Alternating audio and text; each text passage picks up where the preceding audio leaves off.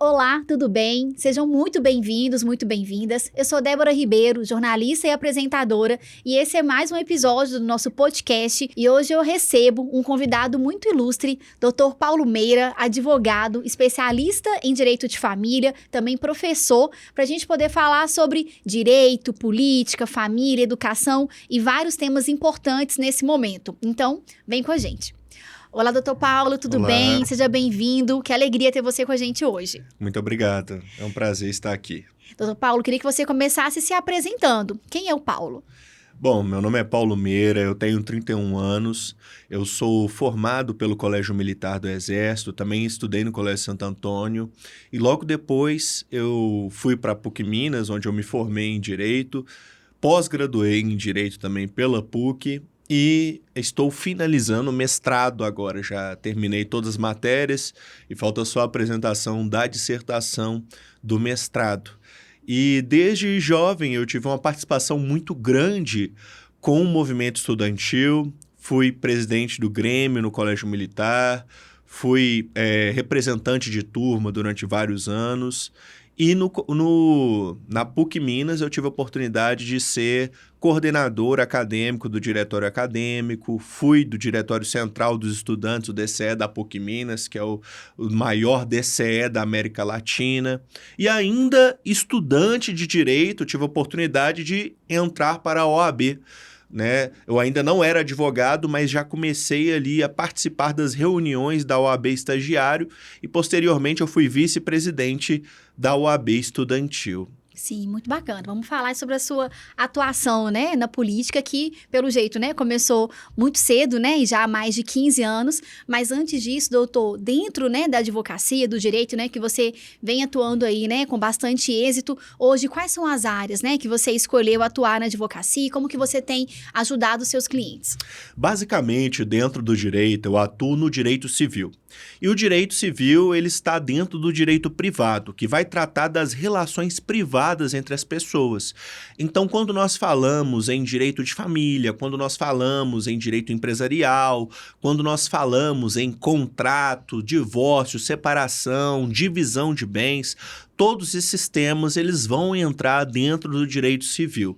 E é essa parte que eu costumo abarcar. Mas meu escritório hoje já conta com outros funcionários que também têm especialidade em outros ramos do direito, como o direito trabalhista, como o direito penal. Então nós conseguimos hoje estabelecer um serviço full service dessa maneira, atendendo os nossos clientes da melhor forma possível.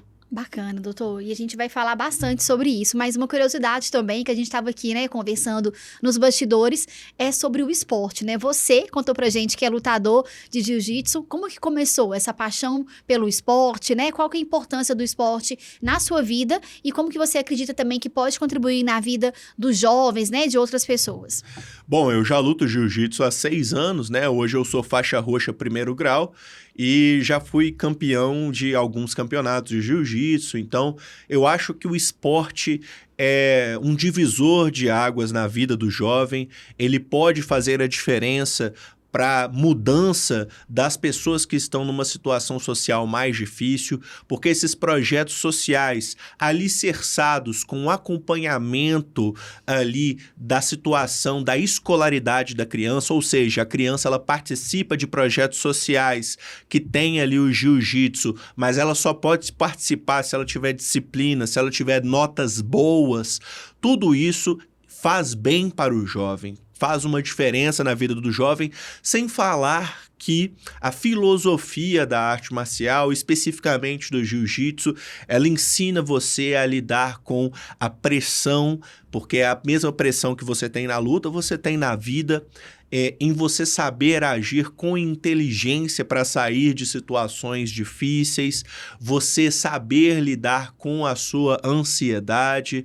Então, as lições que são tidas dentro do jiu-jitsu é como se fosse um jogo de xadrez. Você aplica aquilo na vida real também em termos de valores. Aqueles mesmos valores que você faz muitas vezes numa luta, você vai aplicar e pode aplicar na briga em si. Sem falar que não é só força, também é muito de estratégia. Não à toa que nós vemos lutadores mais fracos ganhando de lutadores mais fortes, porque isso envolve também o cérebro. Sim, muito legal, doutor, você falar isso, porque a gente está nesse momento da sociedade, né, em que a gente está vendo um adoecimento emocional, mental muito grande, né, das pessoas, principalmente envolvendo também a questão dos jovens, né, por essa falta, talvez, nesse momento de resiliência, né, de controle emocional desse jovem, talvez não ter essa facilidade mais, né, talvez como gerações anteriores, né, de lidar com pressão, cobrança. Como que você enxerga isso, né, e o esporte, mais uma vez, né, apoiando esse jovem a, né, ter mais casca ali, ter mais condição de enfrentar esses desafios da vida?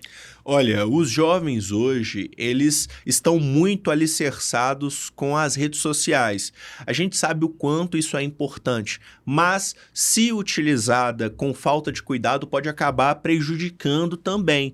Então, o jovem hoje, ele precisa de um ensino de qualidade, que é algo que falta ainda no nosso país, né? Os nossos pais, os nossos avós ainda viveram numa época em que o ensino público no Brasil era um ensino de qualidade. Mas hoje a educação pública do Brasil é uma educação muito fraca, muito falha.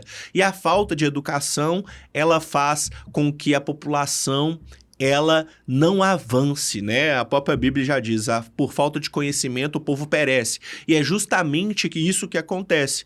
Então o Brasil precisa de investimento em educação, ele precisa de investir nos nossos jovens, porque eles vão ser a mão de obra do amanhã para o nosso povo brasileiro. Sim, e a gente está na época das eleições, né? E muitos candidatos trazem essa promessa de investir em educação, vamos melhorar a educação, mas às vezes falta de verdade propostas, né? Embasadas, né? Robustas e que realmente vão ser executadas, não vão ficar só no discurso. Como que você tem enxergado, doutor, as campanhas esse ano? Olha, são campanhas que os candidatos eles estão apresentando suas propostas, utilizando as redes sociais, participando principalmente disso aqui que nós estamos fazendo, porque os podcasts estão ganhando cada vez mais força. Eu estava vendo, inclusive, que o podcast Inteligência Limitada, junto com o Metrópolis, vai organizar um debate entre os candidatos à presidência. Então, os veículos de mídia estão ganhando mais força, mas e a televisão continua sendo forte. Por quê? Porque hoje um debate que vai ocorrer na Band, na Rede Globo, no SBT, que o seja, ele também vai para a rede social, ele também vai para o YouTube. Então as pessoas elas acompanham da televisão, mas elas também podem acompanhar dos seus celulares. E isso daí tem um impacto enorme. E nós precisamos de discutir os temas que são importantes para o Brasil, porque nós vemos hoje os candidatos brigando entre eles, mas ninguém está discutindo a fundo os problemas reais do Brasil. Os problemas de um país de dimensões continentais, com riquezas naturais maravilhosas, um país que tem um potencial gigantesco, mas que continua tendo a educação uma porcaria, a saúde pública horrível, a segurança então nem se fala. As facções têm aumentado o seu poder dentro do Brasil. Fala-se em soberania, mas em determinadas regiões do Brasil não há soberania. Os faccionados chegam em determinadas regiões e simplesmente mandam as pessoas saírem de suas casas. Eu não estou falando só de Rio de Janeiro, não. No Nordeste já vem acontecendo isso com cada vez mais força. E qual é a política pública que o Estado brasileiro tem desenvolvido, né? Nós temos outros países que não têm as riquezas que nós temos e os recursos naturais que nós temos, mas têm uma educação melhor que a nossa. Se você pega, por exemplo, Israel, ou se você pega vários outros países que têm muito menos riqueza do que nós, mas tem uma educação melhor, mas tem uma saúde melhor, mas tem uma segurança melhor. Então, o que é que está acontecendo com o Brasil? O que falta para nós mudarmos essa nação? Então é isso que eu enxergo que nós precisamos de fazer, né? Os candidatos, eles precisam de debater coisas sérias, de debater o que realmente precisa de ser feito para mudar a educação, o que precisa de ser feito para a melhoria da segurança pública, para a melhoria da saúde pública, e a partir de então a gente vai poder discutir um novo Brasil para o futuro. Sim. E do outro lado, doutor, muito importante, né, você comentar isso, e do outro lado, qual que é o papel do eleitor nisso? Qual que é a importância do eleitor, né? Fazer a escolha certa, quais são as suas dicas, orientações, para que o eleitor, ele faça uma escolha assertiva, né? E não vote naquele candidato que o amigo indicou, que alguém falou que é legal, mas sem conhecer a fundo a proposta daquele candidato. Hoje, o eleitor tem um papel fundamental, que é justamente de analisar cada um dos candidatos, analisar a sua história, analisar o seu perfil, porque nós, quando decidimos a presidência da República, nós estamos decidindo o CEO de um país, nós estamos decidindo quem vai gerir essa nação. E é preciso, sim, analisar, da mesma forma que quando você vai contratar um funcionário, você analisa o currículo e o histórico dessa pessoa, é preciso que um candidato a presidente da República seja analisado também. O que ele já fez, qual é o histórico dele, quais são os valores dele. Por quê? Porque os valores dessa pessoa, elas vão dizer muito sobre decisões que ela vai tomar no dia a dia. Então, se é uma pessoa capacitada, se tem estudo, se tem bons valores, se é uma pessoa honesta, porque além disso, né, a pessoa pode ser muito estudada, ela pode ser uma pessoa capacitada, mas se ela não for uma pessoa honesta, né, se for só mais um lobo em pele de cordeiro, do que adianta, né? É o que se discute muito nos candidatos a governador de Minas, por exemplo. Ah, mas o candidato tal não é muito inteligente, etc. Mas espera aí, do outro lado nós temos alguns que são muitíssimo inteligentes, mas nós não temos certeza absoluta do seu caráter. Então, temos que fazer uma junção de todos esses fatores e equilibrar isso na balança para poder escolher o melhor. E hoje, com a internet, com a informação, com essa transparência que existe, o eleitor, ele pode tomar a sua decisão muito mais embasado do que era antigamente, né? Nós tínhamos antigamente, a época do coronelismo e tal, as pessoas eram voto de cabresto, hoje em dia não. Então as pessoas têm que se conscientizar, elas têm que estudar sobre os seus candidatos e votar da melhor maneira possível. Aí, de fato, nós conseguimos mudar a nossa nação. Sim. E, doutor Paulo, tem muita gente que está assistindo a gente que às vezes não sabe, né, na prática, qual que é a diferença e qual que é o papel real de um deputado estadual para um deputado federal. Qual que é a função de cada cargo desse, doutor? Bom, o deputado estadual, ele está sujeito ali à Constituição estadual.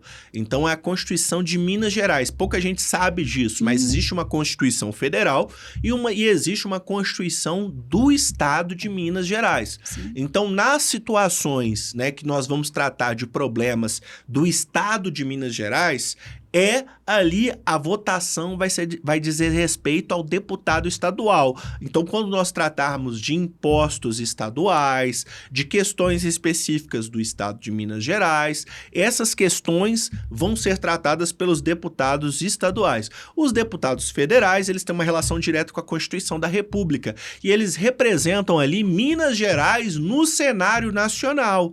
Então, Minas Gerais representada dentro das discussões nacionais, né? Vai ser feito tal projeto de lei, como é que Minas Gerais vai votar diante disso? Como que Minas Gerais vai votar diante dos impostos nacionais que vão ser repartidos para cada estado? Então, existe uma diferença aí. São os representantes na Câmara dos Deputados, né, os deputados federais, ali são os representantes de Minas que vão votar nos interesses nacionais do Brasil. Né? Então, por exemplo, o impeachment da Dilma Rousseff. Os deputados de Minas Gerais votaram que eles achavam interessante votar representando Minas Gerais no cenário nacional. Assuntos internos de Minas Gerais são os deputados estaduais que vão votar. Perfeito. E você até comentou um pouco anteriormente, mas eu queria uma análise sua, né, mais completa do cenário nesse momento, né, para o governo de Minas. Como que você tem enxergado a disputa, né? Você acredita, você está vendo 2026 ainda como um ano muito polarizado ou um pouco menos polarizado do que as últimas eleições? Não, eu acho que esse ano nós temos vários candidatos no campo da direita, né? Isso se dividiu bastante, porque o Matheus Simões está sendo apoiado pelo Zema. Houve uma ruptura ali entre o Marcelo Aro e Matheus Simões. Sim. Por um outro lado, nós temos o Cleitinho, né? O Cleitinho está muito à frente de todos os outros candidatos na pesquisa. E nós temos ali também Patrus Ananias representando, de certa forma, um candidato forte na esquerda, tá? Se nós não tivéssemos a presença do Cleitinho nessa eleição, tá? A esquerda ela teria um papel de maior protagonismo, mas a entrada do Cleitinho, ela vem como um diferencial grande. E que é um candidato que eu acredito que, nesse momento, é o que tenha mais chances de ganhar o governo do estado. O PL, até o final, até as 45 do segundo tempo, esperou para ver se o Cleitinho iria sair. Como estava demorando demais, eles escolheram o Flávio Roscoe, que era o presidente da FIENG, tá? Mas o Flávio ainda é muito desconhecido em Minas Gerais. Eu acredito que deve caminhar para a eleição do Cleitinho e, se for para o segundo turno, o PL e todos os outros partidos de esquerda vão apoiar o Cleitinho, né? Então, hoje, o cenário de Minas, ele se faz dessa forma. Eu acredito que o Cleitinho também seja o melhor candidato dentro da minha visão. Por quê? Porque, dentre todos os candidatos, ele tem o potencial de falar com a população, ele tem uma proximidade muito grande com a população mais pobre, ele veio de origem humilde, sabe as dificuldades do povo e não tem nenhum tipo de envolvimento com corrupção, não tem nenhum tipo de envolvimento com qualquer coisa que seja errada, né? E as pessoas falam, olha, mas existe um problema aí que o Matheus Simões ou o Gabriel Azevedo e demais candidatos são mais capacitados que ele. Ele tem inteligência para montar uma boa equipe, para montar uma equipe de qualidade, e essa equipe pode sim fazer um bom governo, sem falar que existirão outras pessoas ali, como Nicolas Ferreira, que no caso de uma vitória do Cleitinho, terão influência também no governo de Minas e estarão ali aconselhando o Cleitinho a tomar boas decisões pelo nosso estado. Então, hoje, quem tem mais chance de vencer nas pesquisas, nós temos ali o Cleitinho e nós temos o Calil e o Patrus Ananias, né? Os outros candidatos, Matheus Simões não consegue arrancar. Gabriel Azevedo, foi meu colega no colégio militar, eu entrei na política por causa do Gabriel Azevedo, porque ele já era secretário de juventude do Anastasia, enquanto eu era presidente do Grêmio. Mas o Gabriel ainda é pouco conhecido. Então, provavelmente, nós vamos caminhar com essas três amarras. O Calil, o Cleitinho e o Patrus Ananias. O Calil, ele foi eleito o pior prefeito de Belo Horizonte. Então, eu acredito que o Cleitinho, dentre os que estão na frente, seja o melhor candidato a disputar o governo do estado. Acredito que ele seja correto, acredito que ele não tem envolvimento com corrupção, né, até segunda ordem, e que ele possa fazer um bom governo a partir do momento que ele vai montar um bom quadro para Minas Gerais. E a sua análise, doutor, com relação ao cenário nacional, né? Aos presidentes. Gente, esse ano aí também tem um leque de opções, né? Como que você analisa todas essas candidaturas? Bom, quando nós falamos de Brasil, nós temos aí vários candidatos, né? Nós temos o Flávio Bolsonaro representando o PL. Nós temos ali o Lula representando o PT. Temos o Renan Santos representando o Missão, que é o MBL, né? E temos ali também o Zema, que é ex-governador aqui de Minas, o Ronaldo Caiado, né? E demais candidatos. Aqui eu estou citando, né, aqueles que aparecem nas pesquisas com maior força. Sim. Mas, dentre todos esses candidatos, nós temos dois que estão com mais força, que é o Flávio Bolsonaro e o Lula. E diante disso, eu entendo que o Brasil, ele vem de uma série de 20 anos governado pelo PT.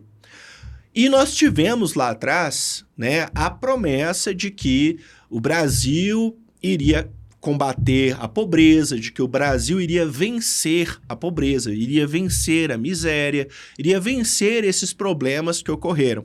Após 20 anos de PT, se nós saímos na rua e vamos no centro de Belo Horizonte, né, nós não precisamos de ir longe. Vamos no centro de Belo Horizonte, a quantidade de moradores de rua... Só tem aumentado, né? Principalmente pós-pandemia. À noite a gente anda na rua, parece que a gente tá vendo um tanto de zumbi, né? Andando pela cidade. Exatamente.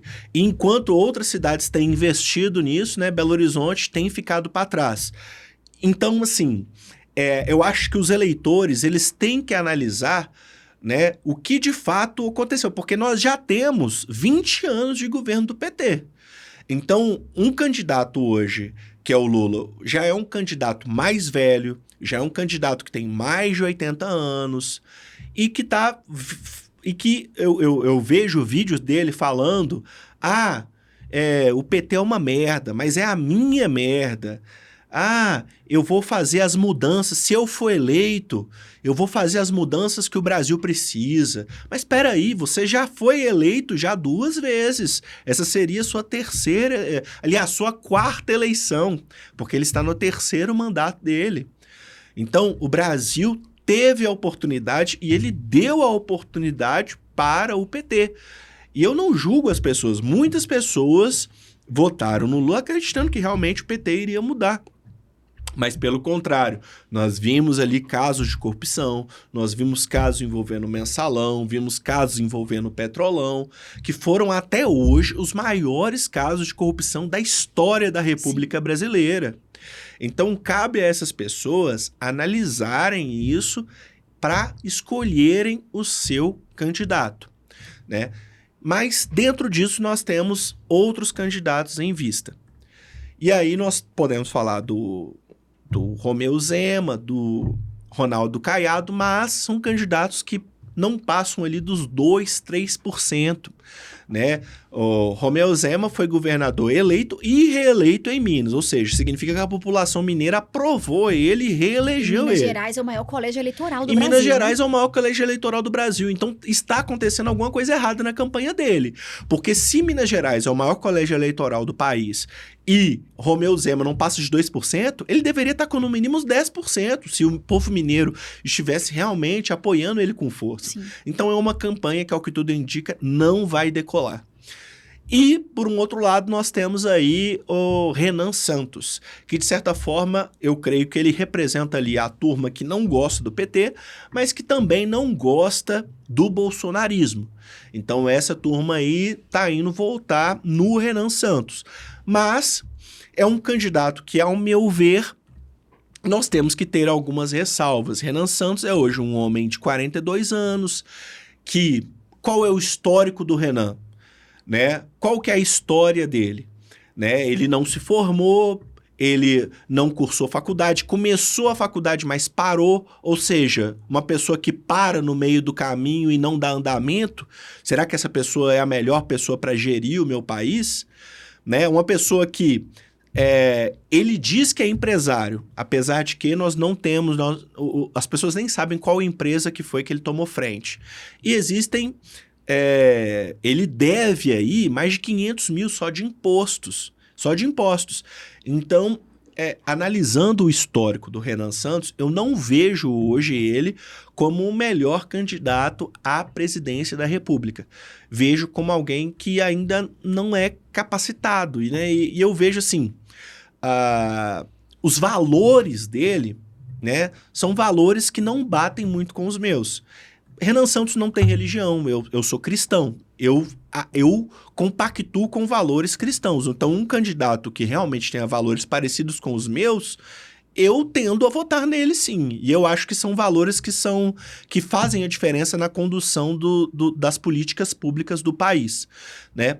Renan Santos já fez vídeos declarando que é favorável ao aborto, né? E eu acho que é uma situação muito complexa, porque você aprovar aborto a qualquer tempo, uma criança que já está com 9 meses, é um perigo, isso é muito grave, né? Uma situação que tem que ser debatida de forma muito complexa. Renan Santos ali também já fez declarações de apoio a Alexandre de Moraes. Alexandre de Moraes, para todos nós que somos juristas, sabe que vem cometendo erros gravíssimos, inconstitucionais, que desrespeitam a Constituição brasileira. E aqui não cabe aqui dizer nem de direita nem de esquerda, porque hoje os perseguidos são de direita, mas amanhã pode ser que isso mude e que os perseguidos sejam de esquerda. E até mesmo os jornalistas estão sendo perseguidos. Alexandre de Moraes mandou a Polícia Federal vasculhar a casa de jornalista e agora até mesmo a fonte desse jornalista está sendo intimidada. Então, se o jornalista e a sua fonte estão sendo intimidadas, isso fere a democracia, isso fere a liberdade de expressão.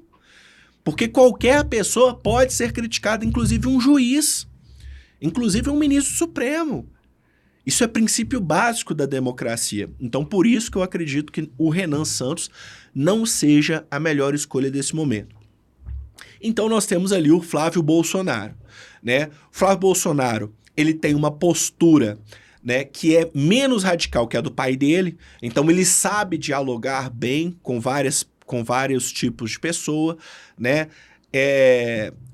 Ele é advogado, ele tem pós-graduação em políticas públicas, né, em ciências políticas.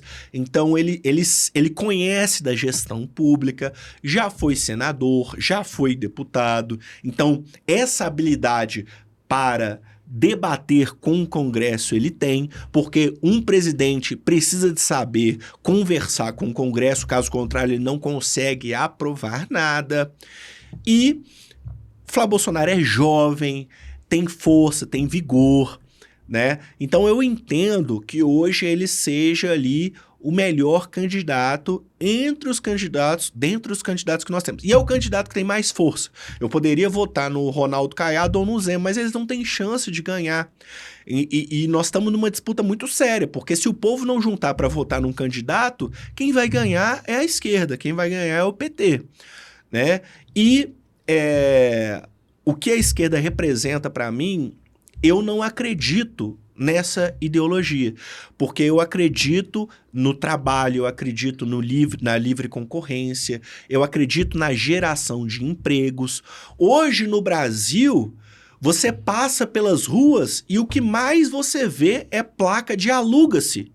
Porque as pessoas não conseguem construir seus negócios. As pessoas não conseguem contratar funcionários. Se contrata funcionário e dá qualquer probleminha, leva na justiça e quebra a sua empresa. Porque nós temos uma sociedade que muitas vezes olha só o lado do empregador, do lado do empregado, não olha o lado do empregador, né? Então, ser empresário no Brasil é um ato de heroísmo. E são os empresários que pagam os impostos, são eles que geram emprego e renda para a sociedade, porque até para que existam programas sociais, o governo tem que ter dinheiro. E o governo recolhe esse dinheiro para dar Bolsa Família, etc., dos impostos. Se você não tem empresas que estão pagando impostos e pessoas do setor privado que estão pagando impostos, de onde que o governo vai tirar dinheiro para fazer os projetos sociais? E se o governo não tem dinheiro, o que vai acontecer? Ele vai começar a sacar dinheiro do banco público. Ele começa a emitir dinheiro. E se o governo começa a emitir dinheiro sem ter dinheiro real entrando, sem ter geração real de riqueza, nós temos o fenômeno que nós chamamos de inflação, que é quando a lei da oferta e da demanda, né? Você não tem demanda e aí você começa a emitir dinheiro porque você precisa de pagar as contas. E aí a inflação aumenta e o que acontece? Quando a inflação aumenta, nós chegamos no supermercado e você pega uma nota de R$100 e não consegue comprar nada. Que é o que já está praticamente acontecendo, né, doutor? A gente vai no supermercado hoje com R$100, você não sai com 3 sacolinhas na mão. A gente está vendo, né, a perda, né, do poder econômico na maioria da população, né? Foi prometido aí, né, picanha para todo mundo e até agora ela não apareceu, né? Exatamente. Então, assim, está havendo hoje um problema econômico no país. Eu entendo as pessoas que querem os projetos sociais. Eu também acho importante os projetos sociais, né? As pessoas têm uma pessoa que ela não tem condições nem de tomar banho, nem de comprar uma roupa para fazer uma entrevista de emprego, né? Porque ela está passando fome, essa pessoa tem que ser ajudada pelo Estado. Tá? Essa pessoa tem que ser ajudada pelo Estado. E eu não sou contra o Bolsa Família, eu sou a favor de projetos sociais. Só que o problema é, se entra ano e sai ano, o número de pessoas no Bolsa Família, ele só aumenta e a pessoa entra e não sai, porque uma coisa é a pessoa entrar no projeto, ela ser ajudada, conquistar sua dignidade, conquistar o seu emprego e sair do projeto. E ela vai sair melhor do que ela entrou. Agora, outra coisa é essas pessoas, elas dependerem, entrarem no projeto e continuarem dependendo disso pro resto da vida. E ao mesmo tempo, o número de pessoas que são assistidas e só aumentando. Vai chegar uma hora que o Estado brasileiro não vai dar conta. Da mesma forma, vai chegar uma hora que quando acabar o dinheiro, as pessoas nem mesmo a aposentadoria vão estar recebendo. Né? E aí você entra numa situação igual aconteceu com o governo de Minas. O governo de Minas entrou num momento de tá tão quebrado de que o salário dos servidores estava sendo dividido de 3 vezes. Isso pode acontecer no Brasil todo. Isso pode acontecer. Então as pessoas elas têm que entender que o dinheiro ele não sai do nada. Todo o dinheiro que é recebido, ele está saindo de algum lugar. E se você não tem um presidente que pensa numa economia de qualidade, né, você vai ter consequências daquilo. Não existe almoço grátis. Todo o dinheiro que sai de algum lugar. E se a pessoa, ela simplesmente vota um projeto, você escolhe um político que vota só projetos populistas, mas sem olhar para o futuro da nação, ele está condenando o seu povo. Pode ser que você não sinta isso esse ano ou ano que vem, mas daqui a pouco você vai sentir com força. Né? Então as pessoas já estão falando que ano que vem vai ser um ano muito complicado. Tem pessoas, inclusive, torcendo para o Lula ser eleito, porque aí a bomba vai estourar na mão dele, a bomba que ele mesmo criou. Esse ano já está sendo um ano desafiador, né, doutor? Para muitos negócios. A gente escuta o tempo todo, né? Os empresários reclamando da dificuldade, né? A gente viu, né, agora essa última semana, como que a taxa de inadimplência no Brasil passou de 50%. As pessoas estão endividadas, né? As pessoas não estão conseguindo honrar com seus compromissos. Então, todo mundo, né, recorrendo muito a crédito, né? As pessoas realmente sem conseguir pagar suas contas, né? O custo de vida é cada vez mais alto. A gente está vendo a taxa de juros altíssima. Hoje, para você conseguir investir e comprar a casa própria, é quase impossível, né? Você precisa ter uma renda de pelo menos acima de R$12 mil para você conseguir hoje financiar um imóvel. Essa é uma realidade muito distante, né? Para a maioria das pessoas no Brasil, ter uma renda fixa de pelo menos R$12 mil. Exatamente. Existem 2 problemas muito graves hoje no nosso país e o governo federal, que é o governo do PT, ele tem ligação direta com isso. Primeiro, a economia do Brasil vai muito mal. E vai muito mal por falta de competência dos gestores públicos. A gente poderia estar numa situação muito melhor.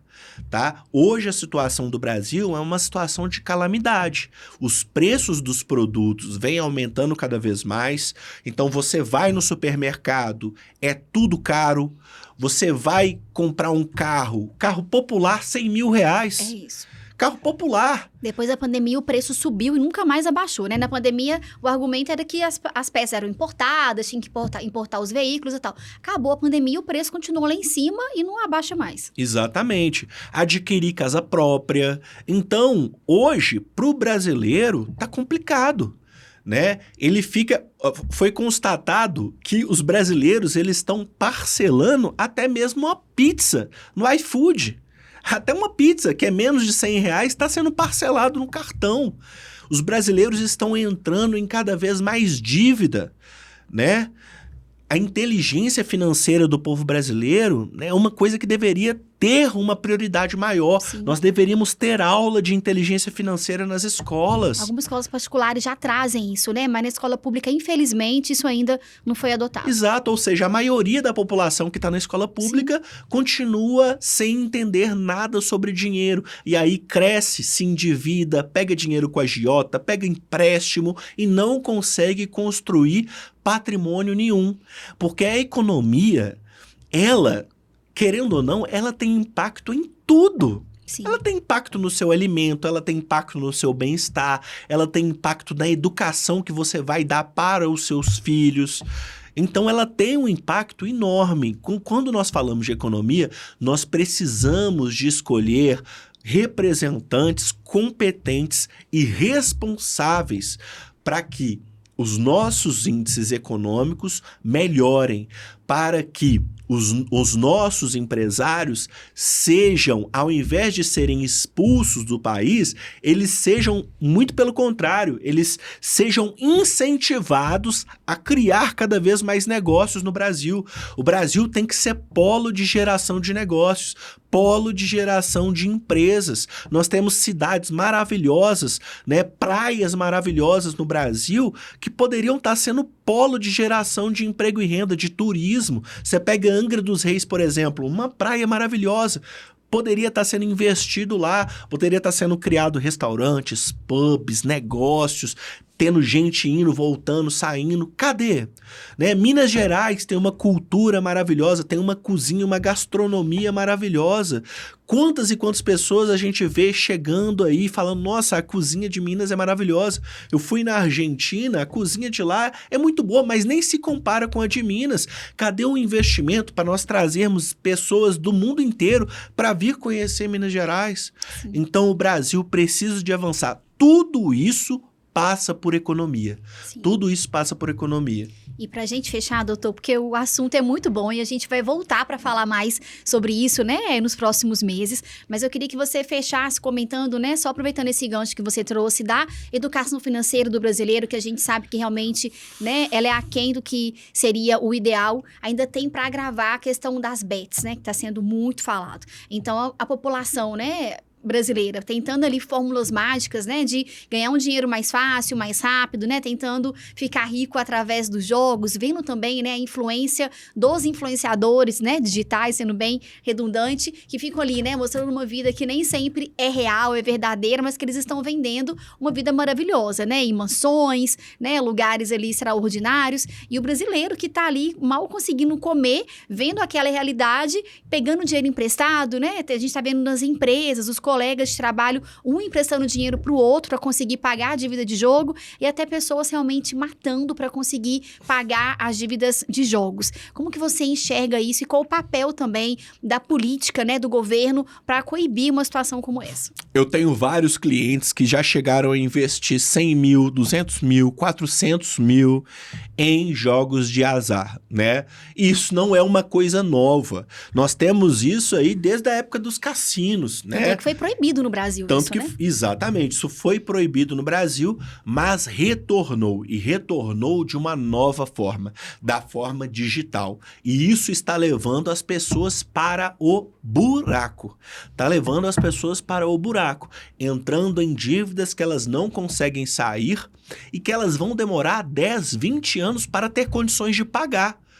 Né? A menos que elas consigam ali um dinheiro ganhar na loteria, essas dívidas de 400 mil que as pessoas estão fazendo são dívidas que para pagar você demora anos. Isso afeta a sua vida por inteiro. E por um outro lado, a gente não pode também culpar demais essas pessoas, porque muitas vezes são pessoas, como eu já disse, sem educação, sem escolaridade, né, que estão ali dentro de suas casas humildes, vendo através de seus smartphones influenciadores como Virgínia Fonseca, por exemplo, que em uma de suas postagens fez um vídeo orientando na Copa do Mundo os seus seguidores a votarem num time que era fraquíssimo, que não tinha condições de vencer da Argentina, que era Cabo Verde. Ela falou, gente, eu vou votar aqui no Cabo Verde, viu? Mas essa é só a minha orientação. Se vocês quiserem, vocês votem também. O que aconteceu? Milhões de pessoas caíram na dela, a Argentina ganhou o jogo, e quem ganhou com essa história? As bets. Quem ganhou com essa história foram as bets. Então isso tem acabado com a saúde mental de grande parte do povo brasileiro. Eu sou totalmente contra. Eu acho que é algo que gera um vício no cérebro, que é um vício compatível com droga. Então, isso deveria ser banido do Brasil, tá levando o nosso povo pra miséria, sabe? E é uma coisa que eu tenho visto na justiça que é uma coisa que está afetando cada vez mais pessoas. Cada vez mais pessoas. Então, eu acho que o Brasil, nós precisamos de melhorar em vários setores, mas ao mesmo tempo que a gente precisa de melhorar em vários setores, a gente tem que barrar as coisas ruins que estão entrando, né? Já não basta as coisas não estarem boas, ainda tem coisa querendo vir para piorar a nossa situação, né? E eu creio que essa questão dos jogos de azar digital certamente são uma delas. Eu sou totalmente contra. Doutor, quero te agradecer imensamente pela conversa de hoje. Tenho certeza que vai contribuir com muita gente que vai assistir. E queria que você deixasse aqui rapidinho para a gente poder finalizar o seu recado, a sua mensagem final para quem está assistindo. Então, olha, como advogado, nós estamos na ponta da situação, defendendo o cidadão lá na ponta, seja com um problema no consumo dele, de algo que ele comprou, seja às vezes um policial que teve algum problema e precisa de um advogado, uma pessoa que passou por um problema na sua família e precisa de ajuizar uma ação de pensão. O advogado, ele está presente nas mais diversas áreas, cuidando do cidadão ali ao lado dele. E isso que eu quero continuar fazendo, cuidando e estar ao lado do cidadão, fazendo o melhor para buscar justiça para cada um dos meus clientes, mas não só pelos meus clientes. Eu quero fazer isso para a sociedade como um todo, buscar justiça e fazer justiça por todo o Brasil. Perfeito, doutor. Muito obrigada mais uma vez. Já fica aqui o convite para o nosso próximo bate-papo. Obrigada a você também que assistiu esse conteúdo com a gente. Deixa aqui sua dúvida, seu comentário, seu pensamento. Compartilhe esse vídeo e deixe o seu like. Eu te espero no próximo. Até lá!